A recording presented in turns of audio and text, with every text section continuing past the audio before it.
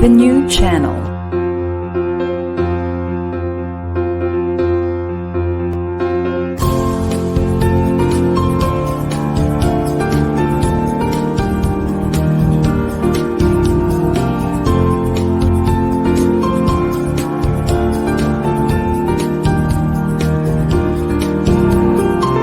The new channel.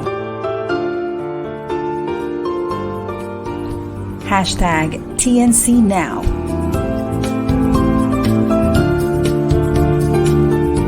The views, opinions, and insights expressed in the following shows are those of the host, producers, guests, and viewers. They do not necessarily reflect the position of the channel. Viewer discretion is advised.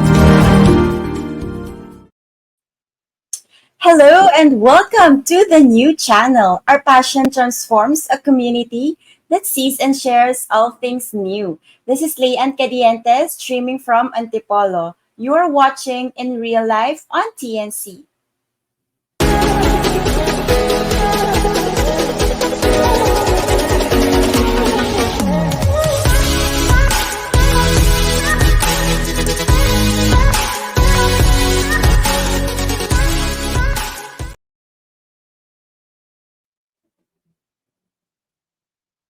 Hi everyone! Welcome back to another episode of In Real Life. So medyo matagal tayong nawala, no? But we are back for another exciting episode. So if this is your first time watching me, I'd like to introduce myself. I'm Leigh Cadiente. You can call me Mommy Leigh, a single mom from Antipolo City. I'm a content creator, mommy influencer, licensed financial advisor, and the founder of Work at Home Moms Tribe PH. Ayan. I'm very excited to introduce our guest for this episode because we are talking about rebuilding dreams, and she will share her story of loss and renewal. Ayan. Please help me welcome our guest. She is an Associate Financial Wealth Branch Manager at FWD Philippines.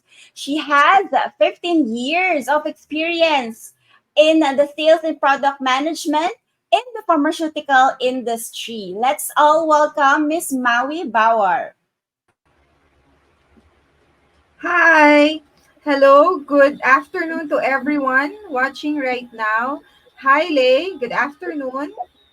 Hi, good afternoon, Miss Maui. Ayan, thank you so much no, sa pagpapa-unlock for this episode. So, ayun na nga, no, yung ating topic is about your story of loss and renewal. So, my first question is, can you take us back no, doon sa journey mo from financial security to facing difficult times? No? And yeah, tell us more about it. Ikaw na magkwento, Miss Maui.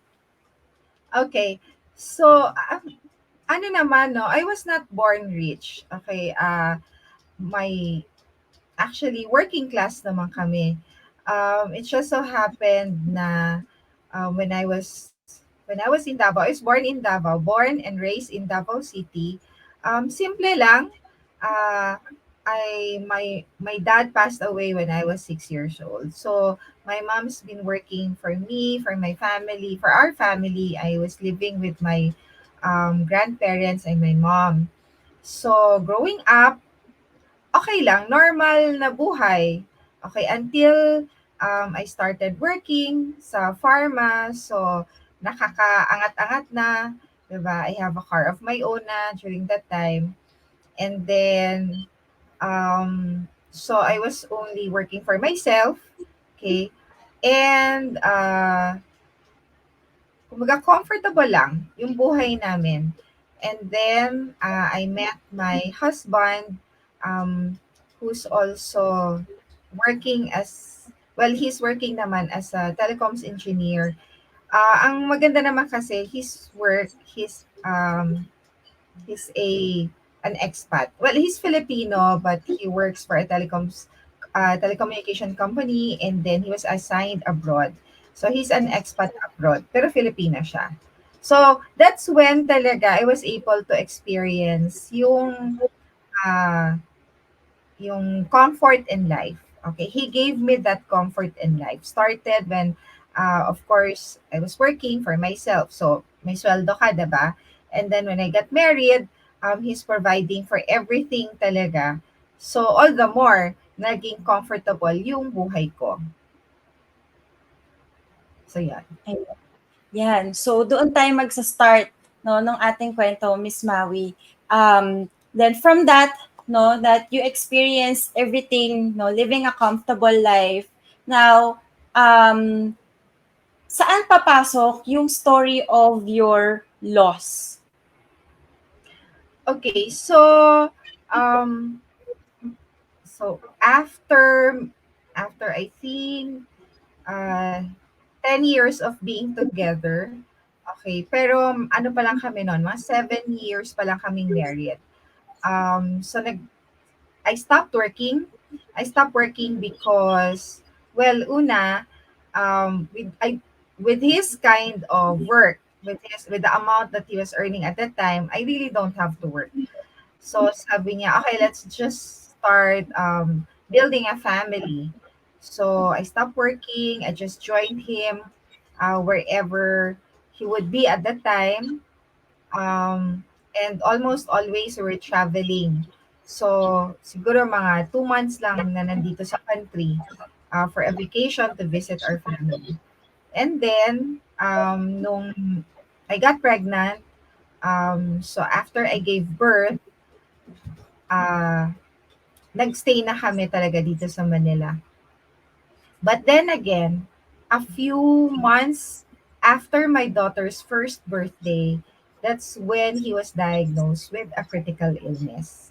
So he was diagnosed with cancer um, around May. At that time, he was here on a vacation, and then hindi na siya nakabalik sa Dubai. He was stationed at Dubai. Uh, Back then, no? So, hindi na siya nakabalik, and that was when we realized talaga na the amount that we accumulated, the the savings that we had in the bank, as well as the properties that we accumulated, hindi siya enough when we were battling his cancer. Mm-mm. So that must be a very difficult, no, situation since first time mother ka and you almost had everything in life, but biglang nagka-cancer naman si husband. So after that po, Miss Maui, nung na-discover or nalaman nyo na may cancer si husband, nagstay na siya dito sa Philippines for good, tama po, no? And Yes. for how many years kayong nakipaglaban sa cancer? It was almost siguro mga 3 years, no, not 3 years, siguro more than 2 years na Mm-mm. gano'n. And I believe that, of course, no, at the start talagang all out, all out talaga because he was only 36 at that time. And as the oncologist told me na people who get cancer at age 40 and below is actually difficult to treat because the replication is really fast, 'di ba? So ngayon, um, mas aggressive ang cancer ng mga 40 years old and below. So, sabi niya, okay, how aggressive do you want our treatment would be? Sabi ko, oh, we should do everything that we can, diba? Spend, Mm-mm. or regardless kung how much money we need to spend. Basta, sige, go. Of course, with that decision comes the, diba, the expense. So, we were siguro spending around 150,000 every other week. Um, and then meron pa syempre mga additional expense sa cost of living, ganyan. So, yung savings namin was not enough. We had to sell properties. Of course, we had to sell some of, like, kunwari, mga luxury items that we have, yon. So, yun yung nangyari. And it was really a wake-up call from my end na kasi we were taking it for granted because we were young, 'di ba? Mid-30s pa lang. So at that time, parang feeling ko talaga, we have everything. Sabi mo nga eh, we almost have everything. Unfortunately, one thing that we didn't have at the time was insurance. Mm. So yun. Yan. So, very common po, no, Miss Maui, yung every time may magkakasakit sa family talaga, lalo na if critical illness, no, na unti-unti nagbebenta ng mga properties, luxury items, so nauubos pati yung savings. And you also mentioned that you went through that situation for almost 2 years, 2 to 3 years, ganyan. Mga And what happened po after that? Hindi na ba siya na-sustain or nagkulang na ba yung inyong panggastos para sa treatment? Kasi he was the only one working for the family, no? So Mm-mm. when he got sick, I went back to work. Pero I also cannot sustain my work because I have to take care of him, 'di ba? Mm-mm. So I stopped working again. And then syempre we have a lifestyle that we are used to. Okay? Mm-mm. We have a lifestyle that we are used to, the kind of food that we are used to. So, talagang yun hindi namin, I guess sa food, no, hindi namin siya compromise. But we moved back. Well, we never really stayed sa in-laws ko, but we had to give up our townhouse here in Manila and move to Cavite together with our in-laws to also ano na because we were running out of savings. So sabi ko, Mm-mm. sige, para makatipid, I think we need to move move back to or move to our in-laws house. And then he was in remission, so we wanted to have a fresh start. So we decided to move to Singapore at that Mm-mm. time. Lucky enough, kasi after a few months of looking for a job there, so I was able to get a job. So I worked there. Mahirap kasi syempre hindi ako sanay, 'di ba? Um, Mahirap dahil dito sanay na sanay ka na meron kang sasakyan, may kasama ka sa bahay, 'di ba? May katulong ka na nag-aalaga sa anak mo, mag-grocery, etc. Doon, talagang I have to experience the typical na OFW na 'di ba, yung magko-commute ka, tapos you have sa Singapore, you have to be at the right certain 'di ba, time or else malilate ka na. So gano'n, so kailangan naghahabol ka. Hindi ako sanay ng gano'n. Hindi ako sanay ng Mm-mm. gano'n, 'di ba?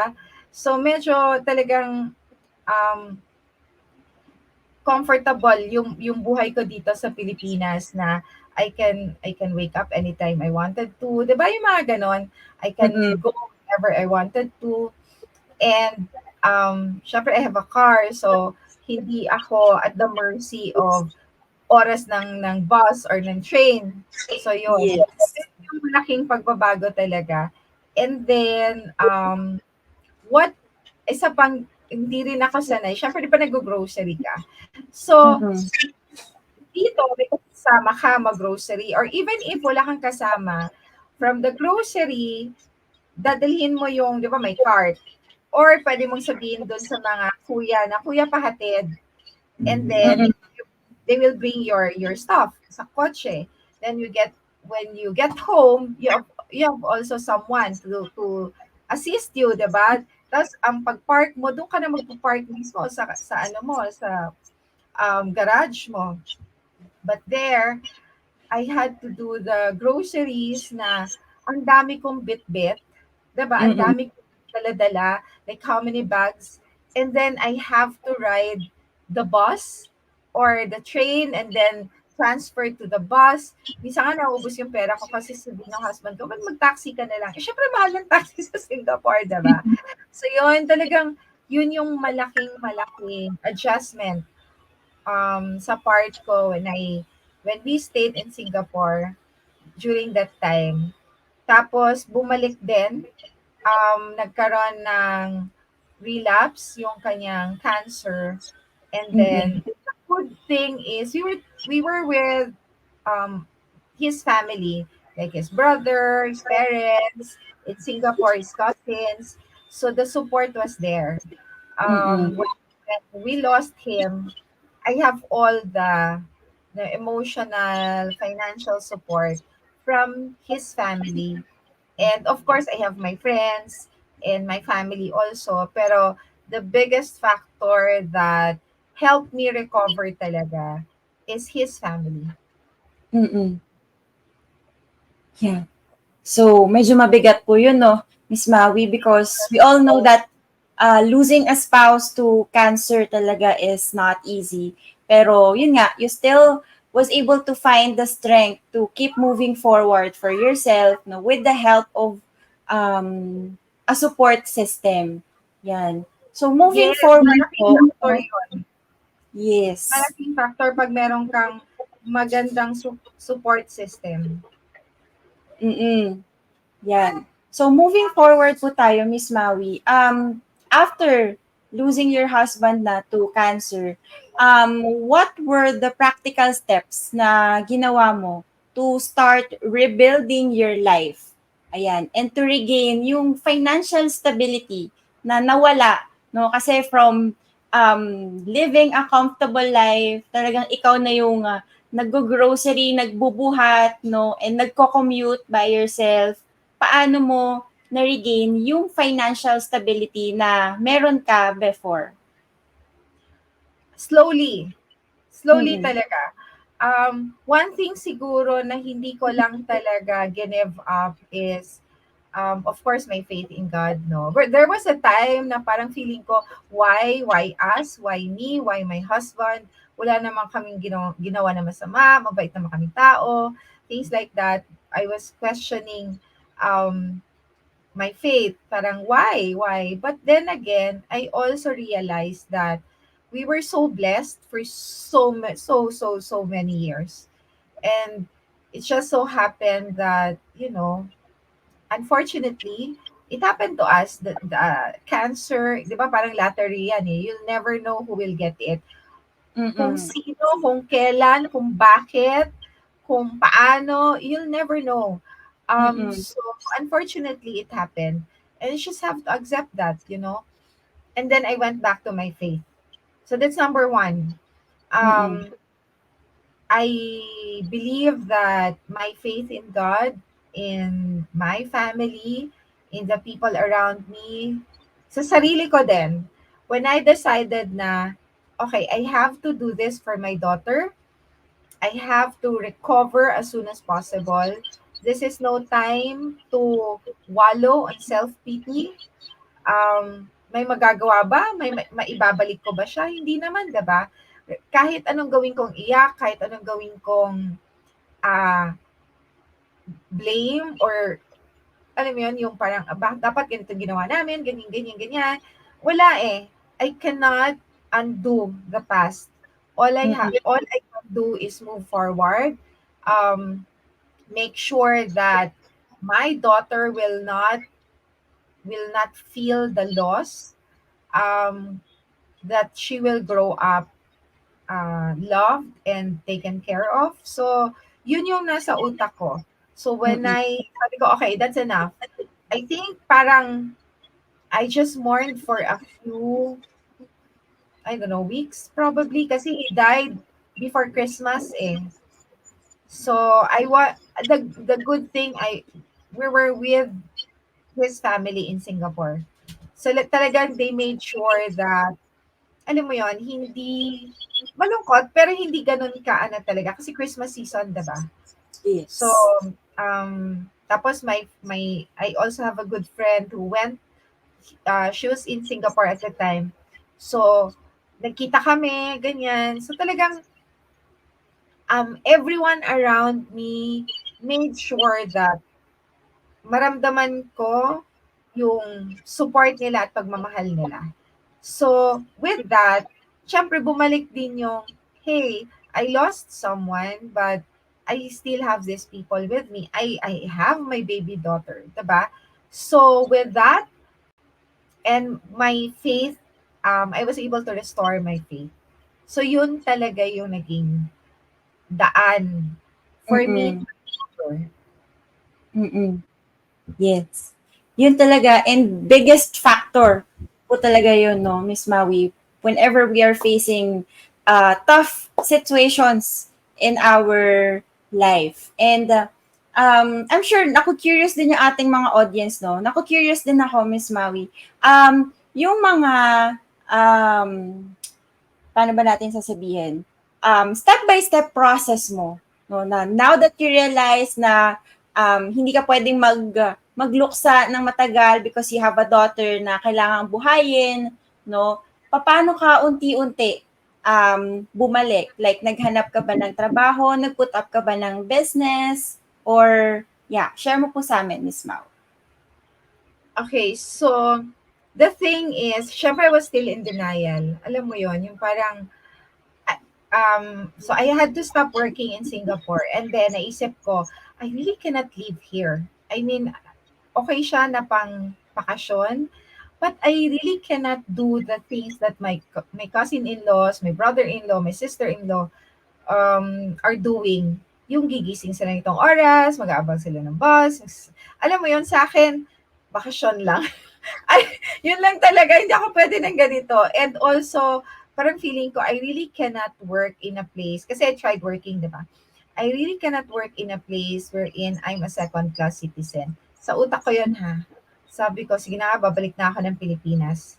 So that's what I did first. Went back to the Philippines, kaso, ayoko nang bumalik sa pharma because I don't want to deal with my doctor friends. I'm still Mm-mm. in denial. So I don't want to talk about what happened. So if I go back to pharma and I see them, they will ask me. And I don't like. Alam mo, I did not even post anything sa Facebook. Nothing. I was like on quiet mode lang. Siguro one thing, even you probably don't know that about me, is that I don't post negativities in Facebook or in my social media. Parang, para sa akin, 'di ba, I want to foster good news o happy, ganyan. So, pag meron ako mga nafe-feel na I feel bad, I feel sad, I really don't post it on Facebook. So, wala rin ako announcement about him, no, and passing on. At the time, well, for one, my husband is a very private person. So, ayaw niya na parang, alam mo yun, i-announce, ganyan. So, I know him that well. So, we didn't even have a wake because ayaw din niya yon. So, right after he passed on, alam ko na kasi, even he also gave that, ano pala, in my mind, sabi ko, sige, when he passed on, he's going to be cremated, tas after that, tsaka kami magdadasal. Yun din pala yung kanyang bilin sa brother-in-law ko. So, ganun ka-aligned yung aming wavelength, diba? And then, so after nun, bumalik ako ng Pilipinas. And then, my friends and his friends arrange parang a sort of wake sa chapel. Sige na lang, okay na lang. One day lang naman. Um, Mm-mm. for them to be able to honor him, 'di ba? And his legacy. Sige na nga, pagbigyan ko na kayo. Tapos, um, I was asking for job. Sabi ko, saan ba ako mag-work? Sila yung nagsasabi sa akin, "Hoy, magluksa ka naman. It's okay. We will help you," ganyan. Sabi ko, "No, it's okay. I really have to go back to work." Yeah, don't think about that, ganyan. Tapos, because of his, alam mo, I think if there's one thing na gusto kong mamana ng anak ko sa asawa ko is that ang galing niya talaga makisama. So, hindi lang siya mabuting kaibigan, mabuti siyang katrabaho. So, nakakatuwa lang that when he passed on, nagulat na lang ako kasi um, he he was he worked, no, from for so many years, several countries yon, and every country tried to contact me through his friends or his former colleagues. They sent money. So even if somehow naubos yung ipon namin, um, may mga pumapasok kasi they were sending money, 'di ba? So, the good thing is dahil nga he works abroad, so dollars yung pinapadala nila. So, medyo nakaano din, 'di ba? Nakatulong, sobrang laking tulong. Yes. Oo. So, yun yung iba talaga if you're a good person, regardless of how you, alam mo yan, how you leave um how you leave everything behind, sila yung maghahanap ng way para tulungan yung pamilya mo. So yun, it helped. And then I also sabi ko, sige, babalik na ako ng work para ayoko sa pharma. I have a friend who works for a retail company. She works as a marketing manager for one of the biggest retail company in the Philippines. So sabi niya sa akin, oh, anyway, marketing person ka naman, sales and marketing ka pa, and you're a senior manager, why don't you try applying sa company? Sabi ko, sige, at least may iba naman. So, yon. So, I sent my CV. Tapos, sabi niya, sige, set ka na for an interview. So, I just applied in one company talaga when I got back. Tapos, luckily, the owner and the VP of the company liked me, 'di ba? Nabudol ko siya. So, sabi niya, okay, you can start now, ganyan. Tapos, funny thing pa nga, ngayon sinasabi sa akin ng friend ko na kasi ano daw, nabudol ko daw yung boss namin dati because when she asked me, oh, how much did you get? Or how much did you ask? So I told her, sabi niya, grabe ka, parang konti lang yung difference nung sweldo namin. Sabi ko, wala ka, magaling ako mag-negotiate. So yon, I stayed there for more than a year. Kaya lang, ano, yeah, I think more than a year naman. Okay naman siya. Pwedeng bumuhay ng pamilya. It's just that my work, I have to travel all the time. I have to travel all over the Philippines, ganyan. And I have a toddler. And she's Mm-mm. going to she's studying na at that time. Although malapit lang naman sa condo, ayun, isa pa pala sa nanibago ako because naging sole breadwinner na ako, 'di ba? Tapos, syempre meron akong, I cannot live with my in-laws. Ay, kasi sa Cavite. I mean, of course, they want us to live there. Pero for me, hindi ako sanay.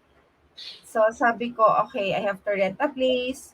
So meron munang nagpatira sa akin na isa sa mga best friends ko. Sabi niya, you can stay as long as you want in their house in QC. Pero ang layo naman because my work then was in nasa may MOA banda. O alam mo na kung anong work nun. Malapit sa MOA. Nandun kasi yung head office. So, kung ang layo. So, I had to rent somewhere in Mandaluyong. Hindi pa dito kung saan ako nakatira. So, nag-rent ako ng condo. And then, para halfway. So, yun. Biglang naging sole breadwinner. I have to think of everything. How to pay, di ba? Payment for the condo.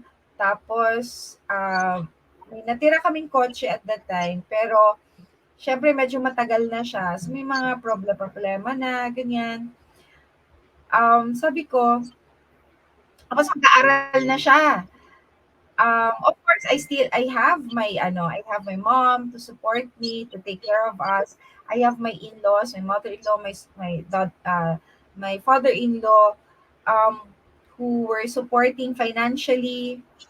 Tapos, yon, um, naisip ko parang hindi ko kaya na maging na all parang magtatagal ako dito kasi Mm-mm.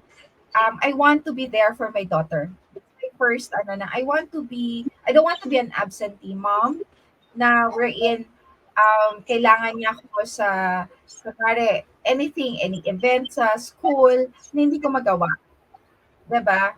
Kasi kailangan mo pang mag-leave. So sabi ko parang hindi ako para dito.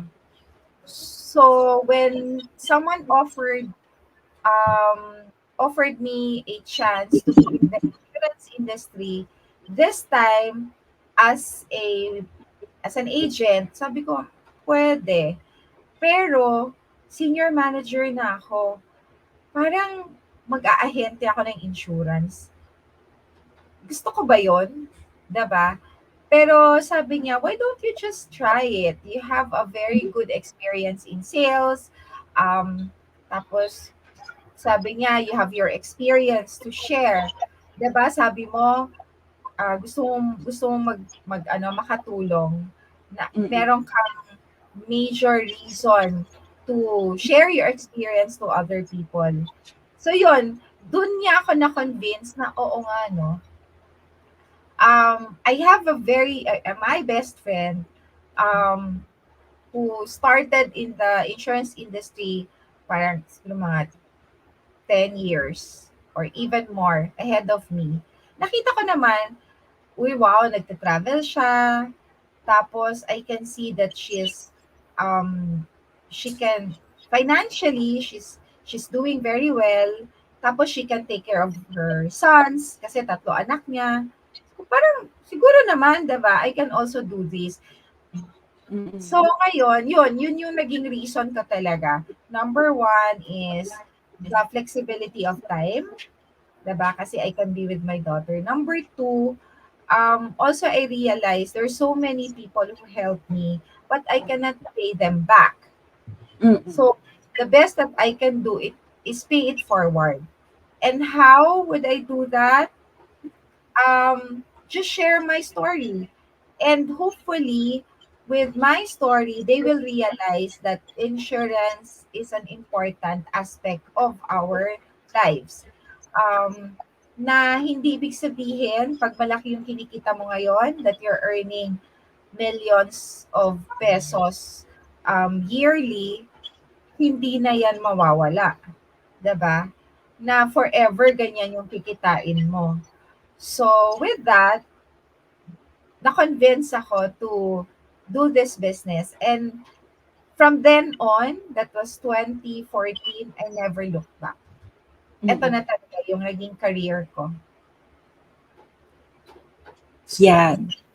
Yes. So very inspiring po, no? And talagang very detailed yung pagkakakwento mo ng series of events ng buhay mo po, Miss Maui. And may mga nakwento ka right now na hindi pa natin napag-usapan before. So thank you so much for sharing that sa ating TNC community. And yun, no, madaming realizations talaga na mapupulot from your story. Number one nga is the importance of having an insurance, no? Na lagi ko ring naririnig sa'yo, Miss Mau, na we are one critical illness away from Yeah, poverty.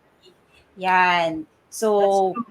for us, no, not to experience yung pinagdaanan na ni Miss Maui na she almost, no, nawala lahat ng pinaghirapan nila, no, savings, income, and buti na lang talaga may mga friends, family na tumulong to support. Pero paano pag wala? 'Di ba? Paano pag yung iba na um, hindi naman gano'n ka well off sa buhay, no? So paano na, 'di ba? Tas may mga anak pa. So ayun, no, I'm sure marami tayong mga audience and mommies out there na makaka-relate and mai-inspire yan sa shinare ni Miss Maui this afternoon. So, since then, no, you mentioned na you never look back. Talagang kinareer mo na yung pagiging financial advisor and you are in a position right now na talagang marami kang nai-inspire at natutulungang families. So, in your opinion, Miss Maui, gaano ka-importante for moms or for women na magkaroon sila ng financial independence to secure their financial future? Very important. The good thing is, kasi nga, I was very independent.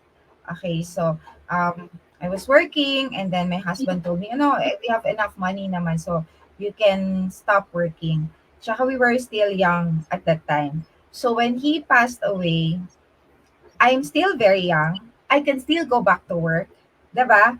So tapos I have experience na that really helped me land a job right away. But not everyone has that capacity, has that experience.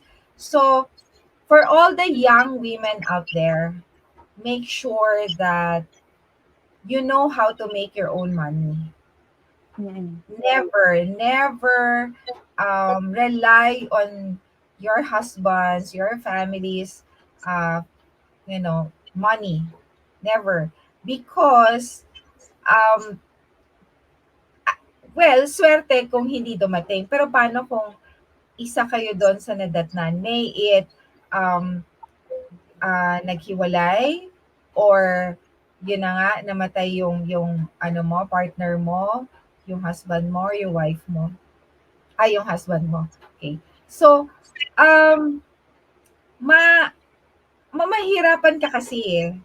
So, while wala ka pa dun sa situation na yon, make sure that you know how to make money. Regardless, hindi kailangang malakihan ka agad, hindi kailangang major ano talaga earnings, 'di ba? Pero make sure at least that you know how to make money. Maraming ways naman eh. I Mm. I I can see now, especially during the pandemic, ang daming pumasok sa online selling, 'di ba? Ang daming natutong mag-bake, ang daming natutong regardless kung anong klase yan, but make sure that you know how to make your own money. Because when the time comes that money will stop coming in and you have to step up, you know how to do that. 'Di ba? At saka yung recovery mo sa totoo lang mas mabilis kasi hindi ka magbumukmok kasi alam mo, okay, tatrabaho na lang ako, 'di ba? Tatrabaho na lang ako, ipagdadasal ko na lang. So the tendency to be depressed, magmumukmok ka, maawa ka sa sarili mo, malilesen. Siguro hindi naman mawawala, pero malilesen kasi mabibisi ka eh, 'di ba? And Mm. also it's important that we have your own money because there's that confidence in spending, 'di ba? Mahirap kasi pag hihingin mo lagi or hihingin mo lahat. So, so yun, it's important to have your own money and you know how to make your own money. Ayan. Very empowering, no, para sa ating mga kababaihan out there, especially to young women like me, young moms, no, na hindi natin talaga ina-expect yung mga ganong uncertainties. So, mas mabuti nang habang okay pa tayo, physically capable, ay napaghahandaan na natin siya. Ayan. And, yun, no, thank you so much ulit, Miss Maui. Last question na lang po. Meron ka po bang gustong i-promote? Ayan. So, well, of course, I will take this opportunity to invite everyone who's watching us right now or probably listening on, meron to sa ano na ba, Spotify. Please consider another income stream. Consider joining us in FWD. Our team is Mount Carmel MV. And Leigh is one of our managers. She's with the tag team, so medyo marami kasi kaming teams no in FWD in Mount Carmel MB. Um, this is one of the best industry to get into, especially if hindi mo pa alam ano bang gagawin ko. Bakit? Kasi marami ang nangangarap magkaroon ng negosyo. 'Di ba, Leigh? Ang daming nangangarap na, gusto ko magkaroon ng sariling business. Um, Sige, which is good, 'di ba? Kasi kunwari, full-time housewife sila. Or probably, yun na nga, young moms that they cannot afford to have multiple jobs, for example. Pero money is tight. Okay? Ngayon, kailangan nila ng additional income. The insurance industry is one of the best, if not the best, um, income generating work or industry for you. Bakit? Because unang-una, you don't have a boss. Okay? Your commitment is to yourself. So kami, as your managers, basically we are your mentors, the people that will guide you on how to do this business.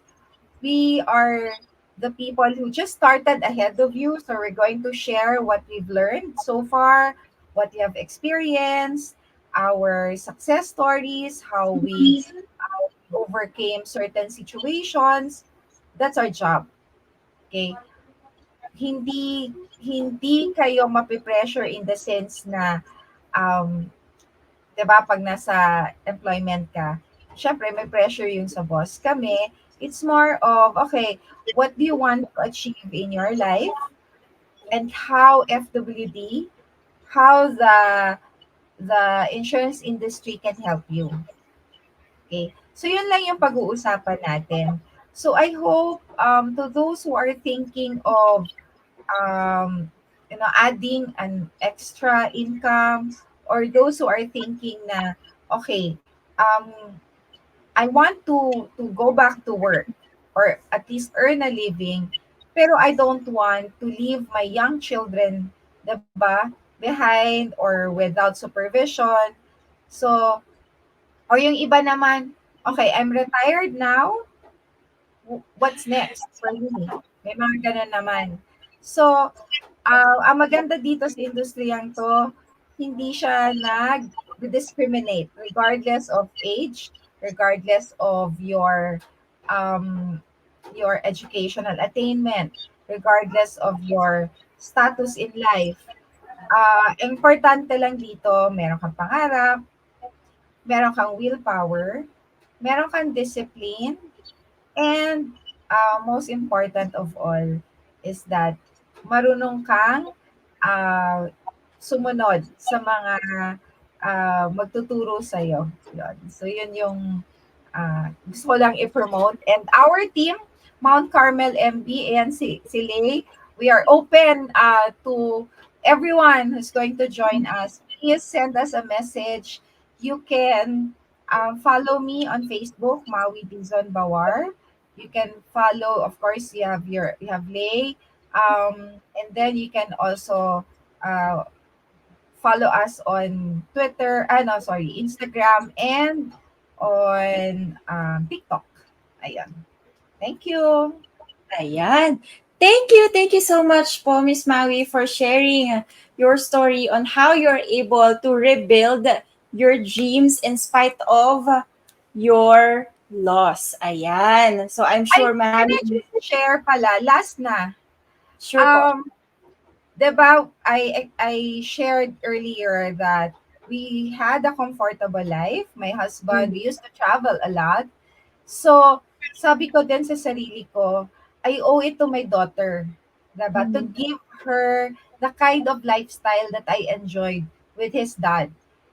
So, utang ko sa anak ko because syempre nakabiyahe ako, 'di ba? Dahil sa daddy niya. So, dapat siya din makabiyahe because of me. And this industry made it happen. I was able to bring my daughter to China, Korea, and Dubai. We also traveled to, madalas kami nag-Malaysia kami, madalas kami sa Singapore. So, at least na nagawa ko rin yung mga gusto kong gawin para sa kanya. Also, na pag-graduate ko siya sa grade school in a very prestigious and big private school. I was able to buy two cars. So nawala man yung kotse namin dati, I had to sell properties. Pero ngayon, slowly, na-rebuild ko talaga siya. So hindi lang emotionally, mentally, but also financially. Thank you. Thank you. And yun naman talaga yung gusto nating ma-achieve. No? Na kahit may ganun tayong dagok na pinagdaanan, slowly, marirebuild pa din natin yung ating mga sarili. Ayan. Once again, thank you so much, Miss Maui, for your time and for sharing your story with us this afternoon. And thank you, everyone, for watching this week's episode of In Real Life on TNC. So if there's one thing na talagang pinaka-takeaway ko sa episode na to is may mga bagay na hindi natin kontrolado, no? But as moms, as women, no, as individuals, pwede tayong mag-focus dun sa mga kaya lang nating kontrolin, no? Which is making money on our own and preparing for our financial goals and financial future. Ayan. So, I hope to see you again on the next episode. Feel free to follow me on Facebook, Instagram, and TikTok at Mommy Leigh. See you again on the next episode of In Real Life on TNC.